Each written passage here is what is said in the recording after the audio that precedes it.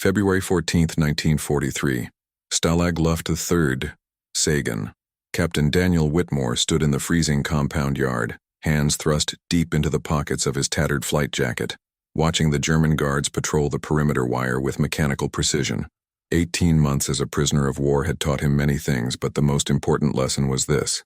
Escape was not about courage, it was about engineering. The camp was a masterpiece of German efficiency. Seismograph microphones buried 4 meters deep to detect tunneling, guard towers every 50 meters with overlapping fields of fire, and soil so yellow it would betray any excavation attempt the moment a prisoner tried to hide it.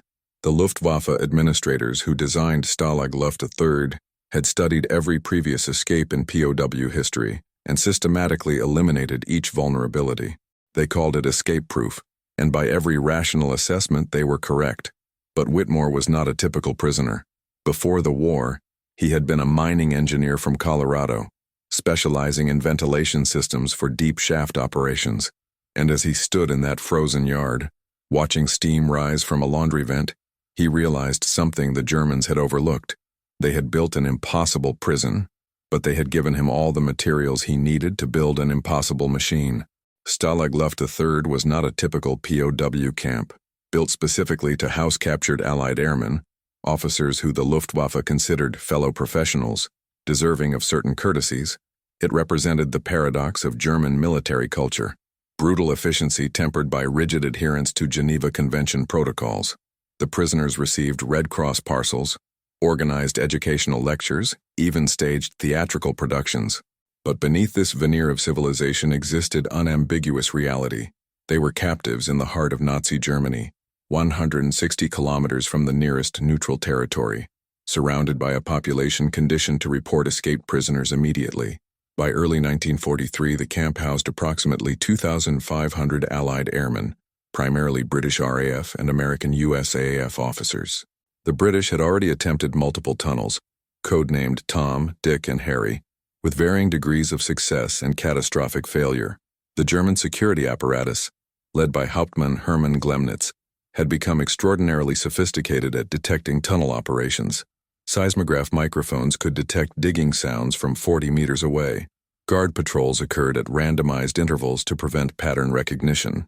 Most critically, the barracks had been elevated on stilts, making it nearly impossible to start a tunnel shaft without immediate detection. The American contingent, arriving in increasing numbers after 1942, brought different perspectives. Many were technical specialists, bombardiers, navigators, engineers, trained in precise calculation under pressure. Captain Daniel Whitmore arrived at Stalag Luft III in September 1942 after his B-17 was shot down over the Ruhr industrial region. He was 29 years old, holder of a mining engineering degree from Colorado School of Mines, and possessed of a mind that instinctively analyzed problems in terms of systems, materials, and physics. His initial assessment of the camp's escape challenges was grimly pragmatic. Traditional tunneling was statistically suicidal. The Germans detected approximately 85% of tunnel attempts within the first week of excavation. Of the remaining 15% that reached significant depth, most were discovered through routine security inspections or betrayed by the distinctive yellow sand that permeated the soil beneath Stalag Luft III's gray surface layer. Even if a tunnel somehow reached beyond the wire, approximately 90 meters, the escapees faced the nearly impossible task of traveling through hostile territory with minimal resources, limited German language skills, and appearance that marked them instantly as foreign. Whitmore understood that escaping Stalag Luft III required not just courage or luck, but fundamental technological innovation that the Germans had not anticipated. The revelation came during a particularly harsh winter evening in January 1943. Whitmore had been assigned to laundry detail, a rotation that most prisoners despised but which he had volunteered for repeatedly. While other POWs saw tedious labor, he saw opportunity for observation. The laundry facility was one of the few structures where German guards permitted relatively unsupervised work, primarily because the humidity and heat made it unpleasant posting for the guards themselves. As he hauled wet uniforms toward the drying area, Whitmore noticed something that crystallized months of subconscious observation: the ventilation system. The laundry facility required substantial air exchange to manage steam and moisture. The Germans had installed a series of metal ducts, crude but functional, that drew moist air out and pulled fresh air in. The ductwork extended into the crawl spaces beneath the building and connected to external vents positioned just inside the perimeter wire but outside the seismograph detection grid. The ducts were approximately 40 centimeters in diameter. Too small for a man to crawl through, certainly, but large enough to move things. More importantly, the ventilation system created something invaluable: air pressure differential. Whitmore's mining engineering background immediately recognized the implications. In deep shaft mining, ventilation wasn't just about comfort, it was about survival. Miners had developed sophisticated technologies for moving air through narrow spaces across considerable distances. That night, lying on his bunk in the freezing barracks, Whitmore began sketching designs in a small notebook concealed beneath his mattress. The concept was audacious. Instead of digging under German detection systems, why not build a pneumatic transport system using the existing ventilation infrastructure? Create a device that could move small packages, identity documents, civilian clothing, forged papers, maps, concentrated food, through the ductwork to a cache point beyond the wire. Then use that cache to supply escapees using conventional methods once they were outside the immediate compound. The technical challenges were immense.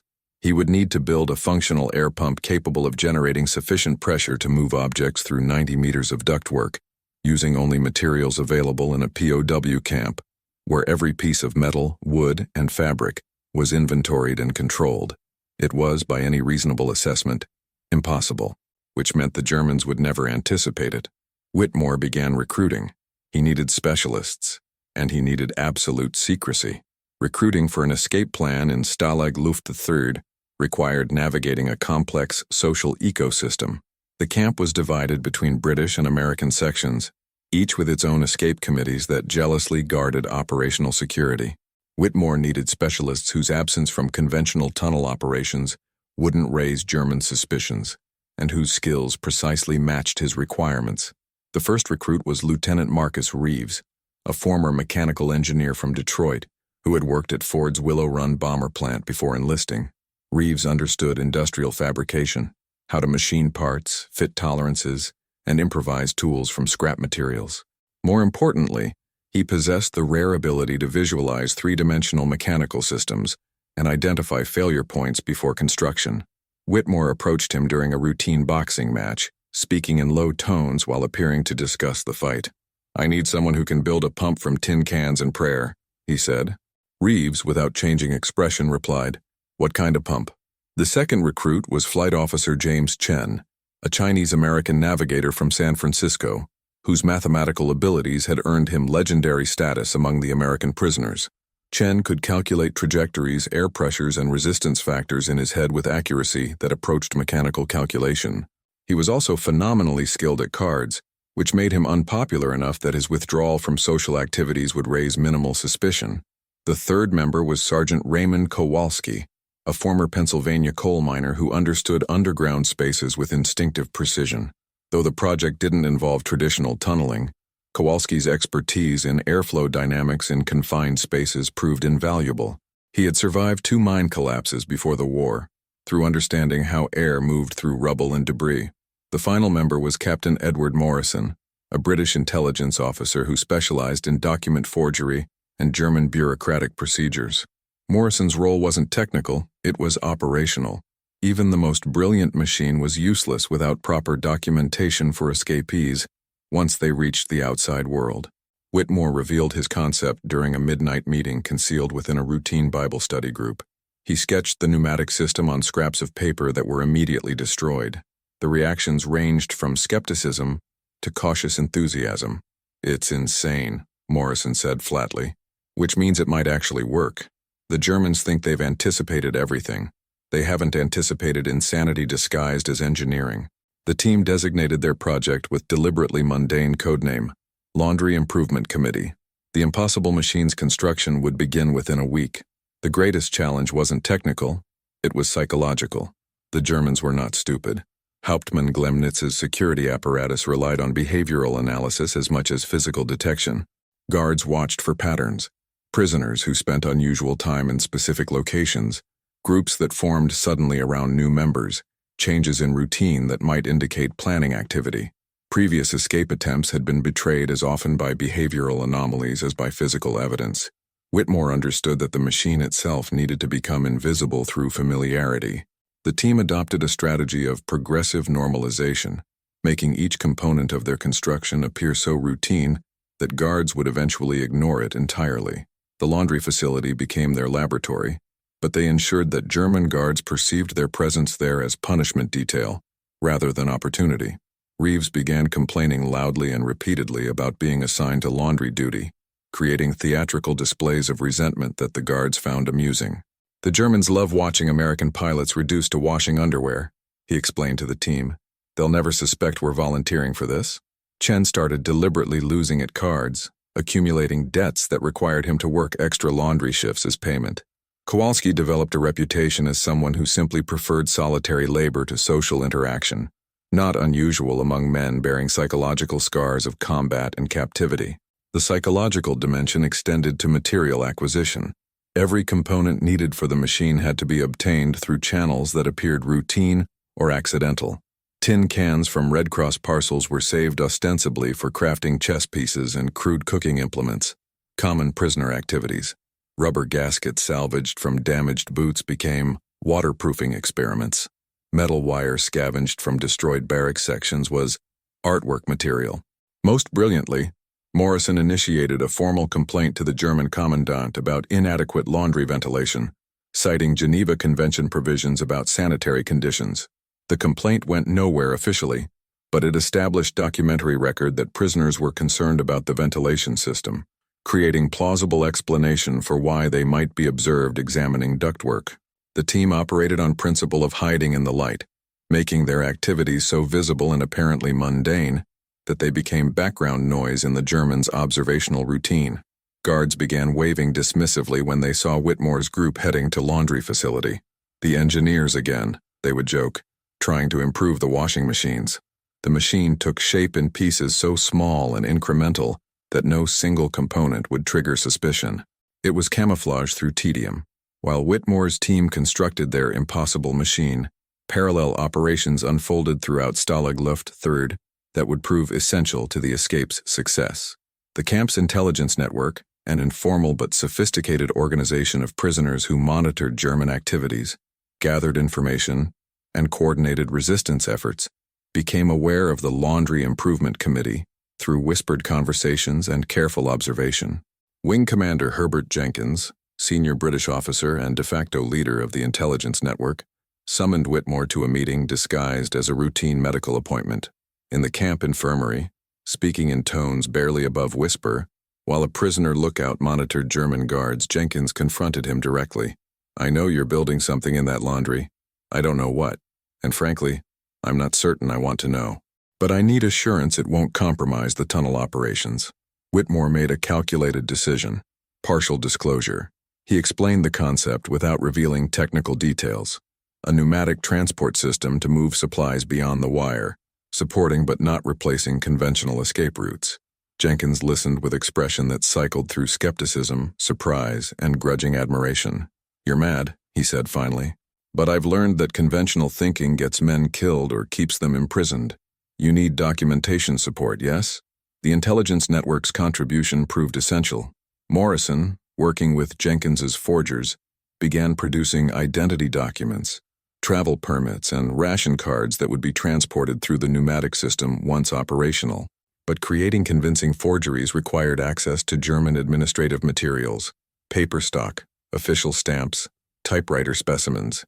The network had spent months cultivating relationships with guards susceptible to bribery or manipulation. One particularly valuable source was a guard named Feldwebel Klaus Weber, a 53-year-old reservist from Munich who despised the Nazi regime but lacked courage for active resistance. Weber's weakness was American cigarettes from Red Cross parcels. In exchange for tobacco, he provided access to administrative offices during brief, supervised cleaning duties, where prisoners could photograph documents using a camera constructed from lens salvaged from crashed aircraft. The intelligence network also monitored German security patterns. They documented guard rotation schedules, seismograph testing routines, and inspection procedures. This information allowed Whitmore's team to identify optimal windows for testing their machine. moments when German detection systems were offline for calibration, or when guard attention was diverted by routine administrative chaos. The escape was becoming an ecosystem of coordinated deception, each element supporting the others in complex symphony of resistance. By March 1943, the machine was nearly complete. Concealed within the laundry facility's legitimate ventilation infrastructure, it consisted of a hand-cranked air pump constructed from salvaged bicycle parts, tin can cylinders fitted with rubber gasket seals, and a pressure chamber made from a modified fire extinguisher obtained through bribery. The entire assembly could be disassembled and hidden within 30 seconds if German guards entered unexpectedly. But as functionality approached, Whitmore confronted a moral dimension he had initially avoided. Every escape attempt carried consequences extending far beyond the escapees themselves.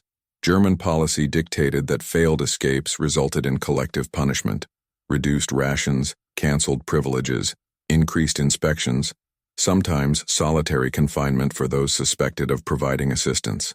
Successful escapes could provoke even harsher reactions. The specter of the Great Escape loomed over every planning discussion, though it hadn't yet occurred chronologically. But prisoners knew from camp rumors and intelligence reports that the Gestapo was pressuring the Luftwaffe to respond more aggressively to escape attempts. The veneer of Geneva Convention civility was eroding as Germany's military situation deteriorated. One night, Reeves confronted Whitmore directly. "If this works, if men actually get out because of what we've built and the Germans catch them, what do you think happens? Not just to them, to everyone here."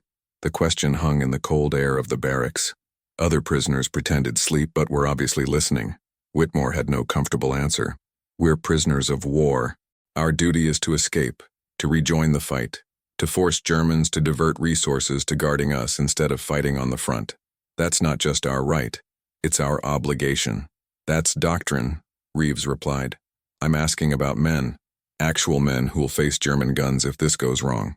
The debate continued for hours, never fully resolved. Eventually, they decided on compromise. They would build the machine, make it functional, but deployment would require unanimous agreement from the team and approval from the escape committee, and they would limit initial use to transporting supplies only. No human escape attempts until the system proved reliable and secure. It was insufficient moral clarity, and everyone knew it. But it was the only ethical framework they could construct while trapped in a situation where all choices involved risk, suffering, and the possibility of death. The machine would be completed. Whether it would be used remained uncertain. April 3rd, 1943. 03:15 hours. The first operational test occurred during a meticulously planned window.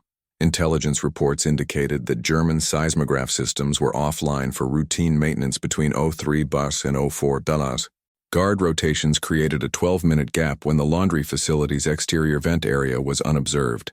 Chen had calculated that the air pressure system would require approximately 8 minutes to transport a test package, a small canvas bag containing rocks approximating the weight of documents and supplies, through 90 meters of ductwork to the concealed cache point beyond the wire. Whitmore and Reeves operated the pump, while Kowalski monitored air pressure using a gauge constructed from a modified barometer. The system functioned with agonizing slowness. The hand crank required continuous rotation at precise speed. Too fast, and the pressure seals would fail. Too slow, and the package would stall in the ductwork. Reeves's hands bled from the friction, but he maintained rhythm with mechanical consistency. At 7 minutes 40 seconds, Kowalski signaled success. The pressure had equalized, indicating the package had reached the terminus. Morrison, positioned outside under cover of darkness on legitimate guard-authorized latrine visit, confirmed visual acquisition of the package at the exterior cache point. The test was successful. They had 11 seconds to spare before the observation window closed.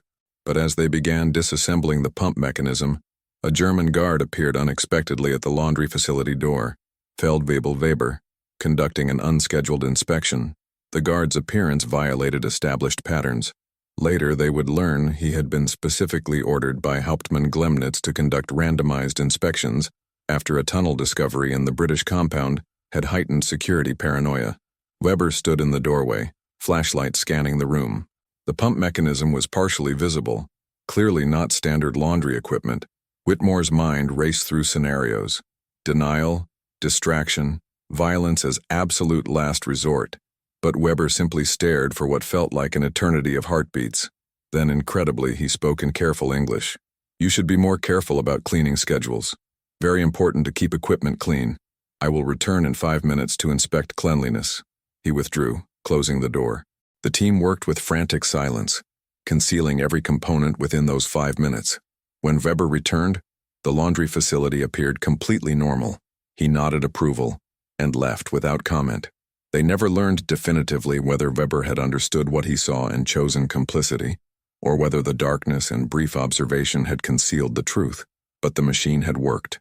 By June 1943, Whitmore's pneumatic system had successfully transported supply packages on 17 occasions without German detection. The cache point beyond the wire now contained forged documents, civilian clothing components, concentrated food, maps, and compasses, everything needed to support escapees once they emerged from tunnels. But the relationship between the pneumatic project and the conventional tunnel operations remained carefully compartmentalized until Squadron Leader Roger Bushell, mastermind of what would become known as the Great Escape, requested a meeting. Bushell was legendary among the prisoners. A South African RAF officer who had escaped twice previously, spoke multiple languages fluently, and possessed organizational genius that transformed chaotic resistance into coordinated military operation. He had been planning the 3-tunnel system, Tom, Dick, and Harry, with meticulous detail for months. When intelligence reports reached him about an American group somehow moving supplies beyond the wire, he demanded explanation. The meeting occurred in the camp theater during a prisoner production of The Importance of Being Earnest. While actors performed on stage, Bushell and Whitmore sat in the back row, speaking in whispers beneath the dialogue.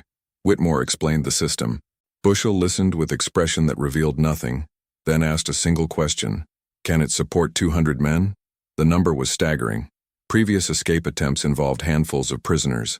Bushell was planning mass exodus, deliberately overwhelming German ability to recapture everyone. Most would be caught, but the chaos would allow some to succeed while forcing Germans to divert massive resources to manhunt. Whitmore did the mathematics silently. 200 men requiring documents, food, civilian clothing components. His system could transport perhaps 2 kilograms per operation, operating every viable window. 18 months, he said finally. If everything works perfectly, and Germans never detect us. Then we have timeline, Bushell replied. Spring 1944. Coordinate your operations with tunnel construction schedules. Your supplies will support the escapees from Harry. He paused, then added with characteristic directness, Your machine is brilliant, Whitmore. But understand, when this happens, when 200 men attempt escape simultaneously, the German response will be catastrophic. Some of us won't survive. Probably most of us. You need to decide if you can live with that. Whitmore had already made that decision months earlier, though it didn't make the weight easier to bear. We're already dead, he said quietly. We died when our aircraft were shot down. Everything since has been borrowed time. We might as well spend it wisely. Bushell nodded once. The convergence was complete. The winter of 1943-1944 transformed Stalag Luft III into a factory of coordinated deception operating at unprecedented scale. While Bushell's tunnel teams excavated Harry toward the tree line beyond the north compound wire, Whitmore's pneumatic operation increased frequency to maximum sustainable tempo. Every 72 hours, during carefully mapped windows of German inattention, the impossible machine moved another package of escape materials to the cache point. The psychological toll was immense. Each operation carried risk of discovery that would destroy months of work and potentially cost lives. The team operated under constant stress that manifested in physical symptoms. Reeves developed tremor in his hands that required Chen to take over pump operation. Morrison's forgery work became so meticulous that Jenkins worried he was approaching psychological breakdown. From perfectionist obsession, Kowalski withdrew further into silence, speaking only when absolutely necessary. Whitmore himself experienced recurring nightmares where the machine failed catastrophically during escape operations, leaving men trapped in ductwork or exposed beyond the wire. He began documenting everything in coded notes concealed in a hollowed Bible, driven by compulsion that if he died, someone else could understand and potentially continue the work. By February 1944, the cache contained supplies sufficient for approximately 180 escapees, short of Bushell's ambitious 200 but close enough to proceed. The tunnel Harry was nearing completion, with breakthrough estimated for mid-March. The escape committee finalized the list of participants, ranked by language skills, physical condition, and strategic value. Whitmore was assigned position number 47.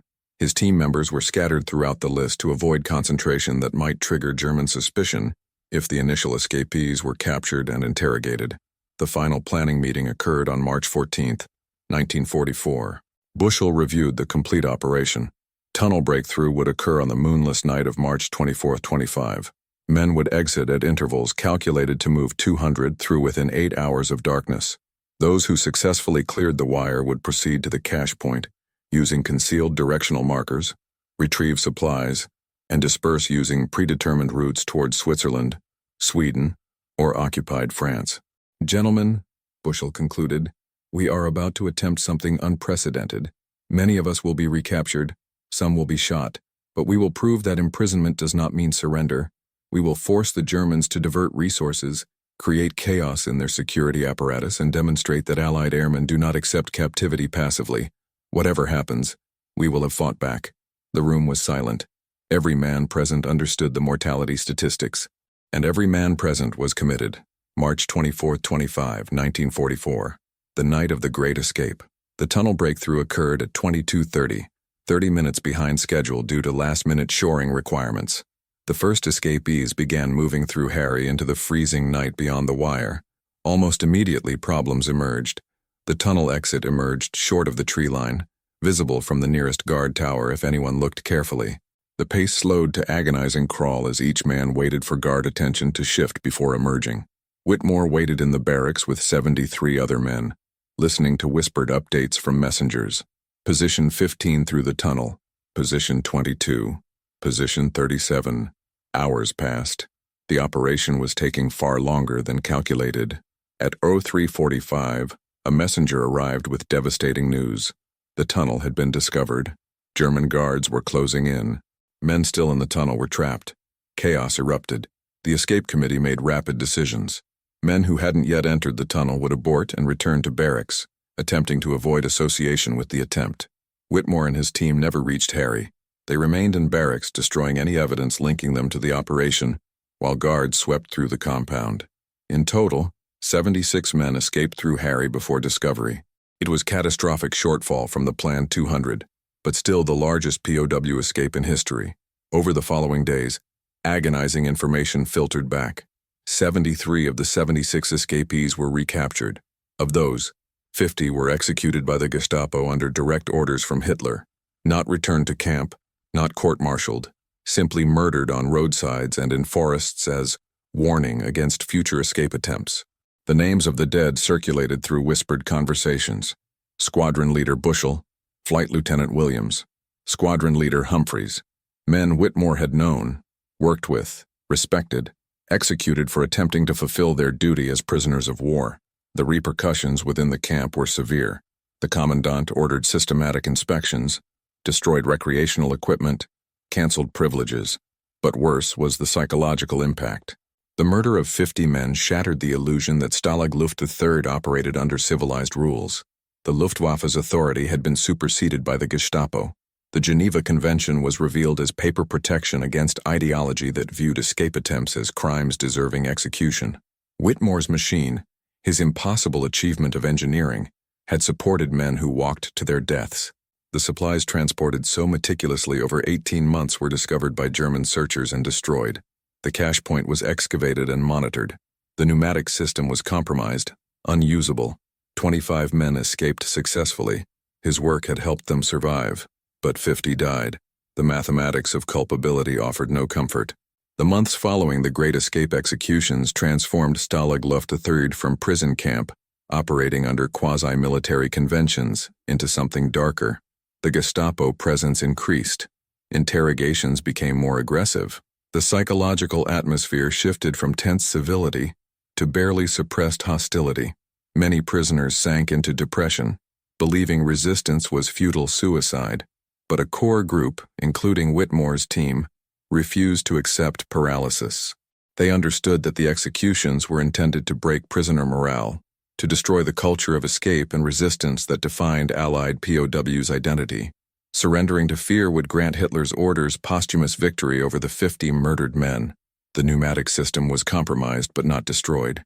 The Germans had discovered the cache point but not the machine itself, which remained hidden within the laundry facility's legitimate infrastructure. In June 1944, after D-Day news reached the camp and created momentary chaos in German security procedures, Whitmore made audacious decision: rebuild the system with new cache point, hidden more cleverly, supporting not mass escape, but focused operations, intelligence gathering, communication with outside resistance networks, and supply for small-scale escape attempts. The rebuilt system was more sophisticated. Instead of single cache point, they created distributed network of small caches, each containing specialized materials, medical supplies in one location, documents in another, food and civilian clothing in third. If Germans discovered one cache, others would remain operational. Between June 1944 and January 1945, the rebuilt system supported 17 individual escape attempts. 8 men successfully reached Allied lines, carrying intelligence about German industrial targets, troop movements, and morale conditions. 9 were recaptured but survived. The Gestapo's appetite for executions had been partially sated, and the deteriorating military situation made maintaining Geneva Convention appearances strategically valuable again. Whitmore's role evolved from engineer to quartermaster of underground resistance network. He coordinated with Polish underground contacts who had established communication routes through bribed guards. He organized code systems using seemingly innocent letters to families that contained embedded intelligence. He became what military theorists would later call force multiplier, a single individual whose technical innovation enabled operations far beyond his direct participation. But the weight accumulated. Each successful escape was victory measured against the permanent memory of 50 men shot in forests and on roadsides. The machine worked. It saved lives, but it could not resurrect the dead or absolve the guilt of survival. Engineering could solve technical problems. It offered no solution to moral complexity of resistance that cost some men everything, while others survived by chance and circumstance. May 8, 1945. Stalag Luft III, evacuated but still standing. The camp had been abandoned in chaos as Soviet forces approached in January 1945. Prisoners were force-marched westward into Germany proper in brutal winter conditions. Whitmore survived the march, was transferred twice, and finally liberated by American forces near Lubeck in May. When he returned to the abandoned Stalag Luft III site weeks later as part of Allied investigation team documenting war crimes, he found the camp eerily intact, barracks empty, guard towers unmanned, the laundry facility still standing. He entered the laundry alone, found the ventilation ductwork still in place. The machine had been partially discovered during final German security sweep, but the guards had misidentified it as improvised heating system in their report. They never understood what it actually was. Standing in that empty room, Whitmore experienced a moment of profound clarity that synthesized 18 months of engineering, risk, loss, and survival. The machine had been brilliant technical achievement. It had functioned exactly as designed, transporting supplies through spaces Germans considered impenetrable. It had supported resistance operations that saved lives and contributed intelligence valuable to Allied war effort. But it was also fundamentally a tool, morally neutral, its value determined entirely by human choices made in its deployment. 50 men had died in the Great Escape, but not because of the machine. They died because Nazi ideology considered escape attempts criminal rather than legitimate military activity. 8 men reached Allied lines using supplies transported by the pneumatic system, carrying intelligence that potentially saved hundreds of lives in bombing operations that avoided German ambushes. The accounting was impossible. How did one measure the value of innovation against the cost of failure? How did one calculate the moral weight of technology deployed in morally ambiguous circumstances? Whitmore possessed no answers, only observations. He had built something impossible because prisoners of war must resist even when resistance seems futile. He had used his expertise not to harm, but to enable survival and escape. The Germans had executed prisoners in violation of international law, not because the machine existed, but because totalitarian systems treat human dignity as negotiable commodity. He removed a small gear from the pump mechanism, piece of metal salvaged from a bicycle wheel, machined by hand in freezing barracks. part of system that defined his prisoner experience. It was simultaneously testimony to human ingenuity and reminder of human fragility. He placed it in his pocket and walked out into the spring sunlight, leaving the laundry facility to history. 1967, Colorado School of Mines, Golden, Colorado. Daniel Whitmore, now professor of mining engineering, occasionally taught a senior seminar titled Engineering Ethics in Crisis Situations. He rarely discussed Stalag Luft theory explicitly, but students who researched his background understood that the course material drew heavily from personal experience. The syllabus examined questions about technical innovation under constraint, moral responsibility of engineers whose work enables both creation and destruction, and the relationship between individual expertise and collective survival. One particular lecture, delivered annually, focused on the concept of impossible problems. Whitmore would write on the blackboard, "When experts declare something impossible, they typically mean it violates current understanding, available resources, or established methodology. Impossibility is often failure of imagination, disguised as engineering constraint." He would then describe, without naming the specific context, a hypothetical problem: how to move objects through a controlled environment where movement is monitored and restricted.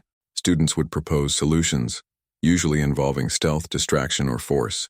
Eventually, Whitmore would introduce the concept that they universally overlooked, using the environment's own infrastructure against its security assumptions. In 1963, a former student who had become military engineer wrote asking Whitmore directly about the rumors of his POW experience. Whitmore's response, preserved in university archives, captured his mature perspective.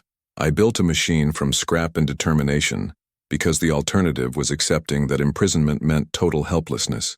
Did it work? Yes. Did it save lives? Some. Did it prevent deaths? No. Would I build it again given the same circumstances? Without hesitation.